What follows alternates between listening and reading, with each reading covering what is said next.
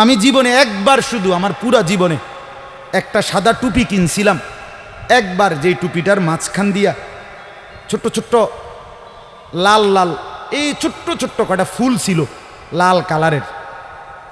এই একটা টুপি শখ করে এমনি ভাল লাগছিল, কিনছিলাম ওই মাহফিলে যে দোকান বসে এডির থেকে। তখন আমি মাত্র নতুন চাকরি নিছি, পড়ালেখা শেষ করে বেতন হইছে অল্প টাকা।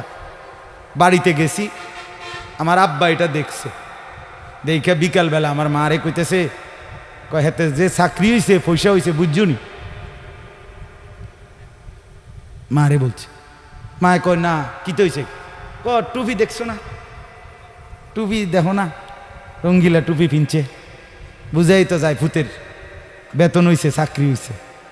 রাত্রে আসার পরে মা, আমি বাহিরের থেকে আসছি, আরে মা আমারে বলছে, ফুত তোর আব্বা মনে হয় টুপিটা পছন্দ করে নাই, সারা জীবন তোরে সাদা টুপি পরাইছে, তুই কিনলে গাই লাল ফুলওয়ালা টুপিটা কিনলি, এই যে খুলে রাখছি আর কোনোদিন পড়ি নাই।